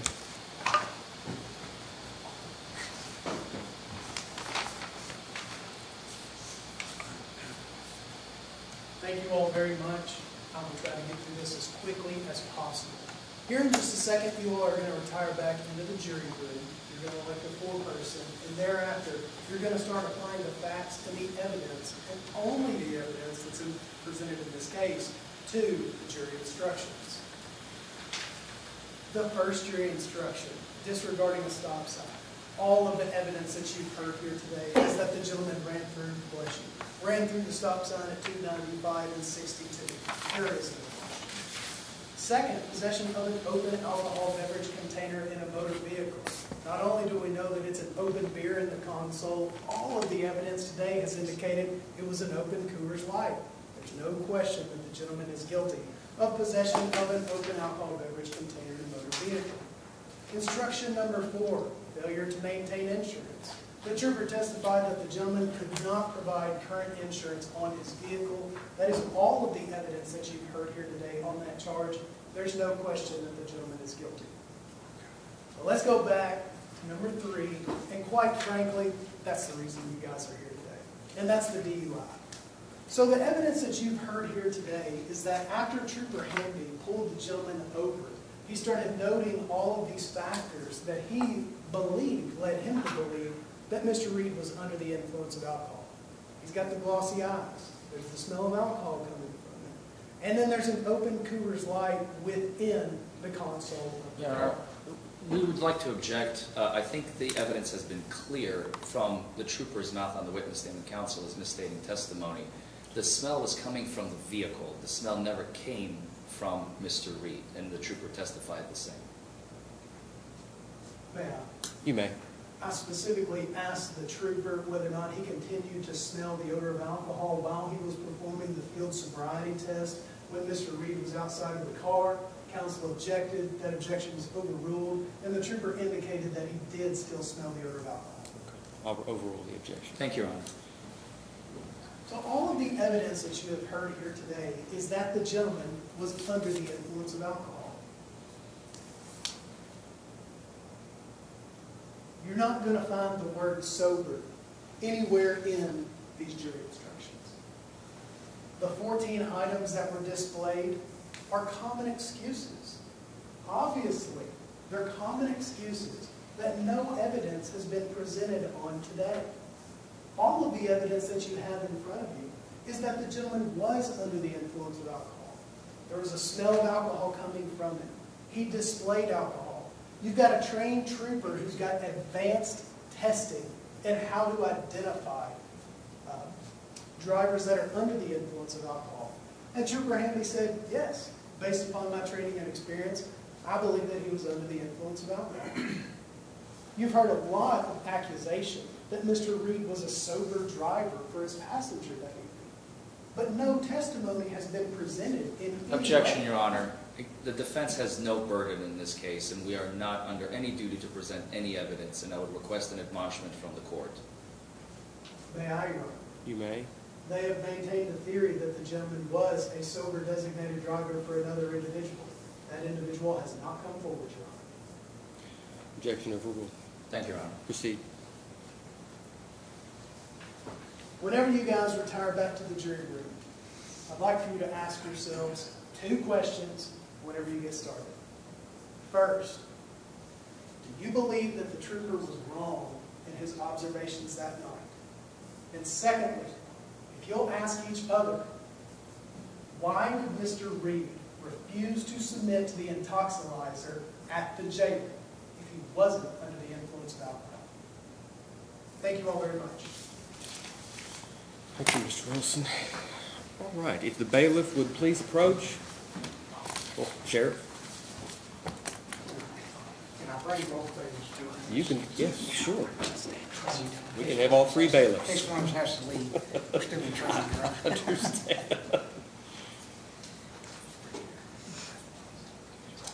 Please raise your right hands. Do you swear or affirm that as a bailiff in charge of this jury of the Lyon County Court, you shall not allow any communications to be made to the jury under your charge, nor make any yourself, except to ask them if they have agreed upon their verdict, unless by order of the court? And do you further swear or affirm that you will not, before their verdict is rendered, communicate to any person the state of their deliberations or the verdict agreed upon? If so, please say, I do. I do. Thank you all very much.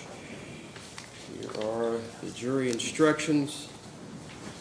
And the verdict form must be signed by the foreperson. And the jury will retire to the deliberation room at this time.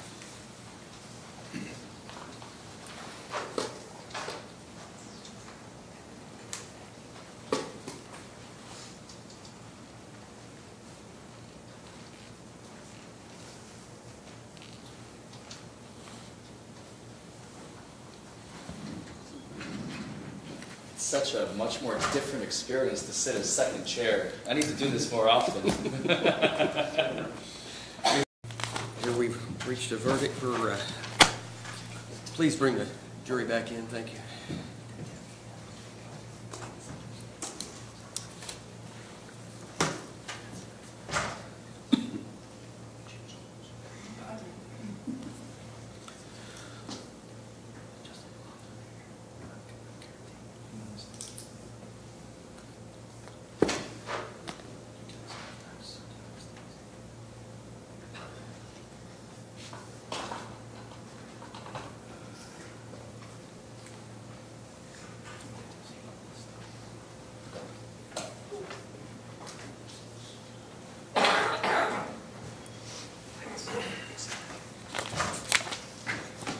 The parties will waive calling the roll, correct? Yes, Your Honor. Oh, all right. All right, who is the foreperson? Your name, sir? Mark White, All right, Mr. no relation. No, she threw that after Queen, right? All right, Mr. I heard that. All right. And have you reached a unanimous verdict, Mr. White? We have. All right. The bailiff will bring me the juror verdict form, please. All four.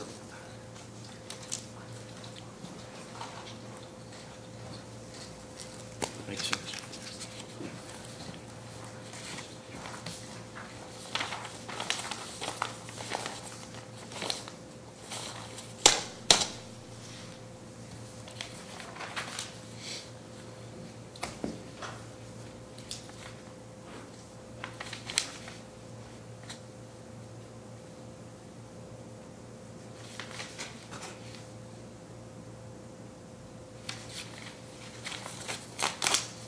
All right, each of the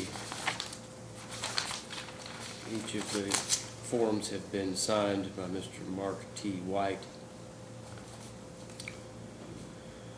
Verdict as to instruction number 1, disregarding a stop sign. We, the jury, find the defendant Joshua Reed guilty of the offense of disregarding a stop sign under instruction number 1 and fix his punishment at a fine of $100. As to instruction number 2, possession of an open alcohol beverage container in a motor vehicle. We, the jury, find the defendant Joshua Reed guilty of the offense of possession of an open alcohol beverage container in a motor vehicle and fix his punishment at a fine of $100. As to instruction number 3, operating a motor vehicle while under the influence of alcohol, we, the jury, find the defendant Joshua Reed not guilty of the offense of operating a motor vehicle while under the influence of alcohol under instruction number 3. As to instruction number 4, failure to maintain insurance, we, the jury, find the defendant Joshua Reed guilty of the offense of failure to maintain insurance under instruction number 4 and fix his punishment at confinement in the county jail for 0 days and a fine of $1,000. Does either party wish to poll the jury? No, Your Honor. That satisfies the, I'm sorry, what was the question? I apologize. Do you wish to poll the jury? No, Your Honor. All right, let me say that the attorneys today have conducted, have done a very good job. Have both represented their respective clients well, and it's always entertaining and enjoyable for a judge when he has good counsel on both sides and when they perform their jobs well. Thank you for your time and attention. I think the next trial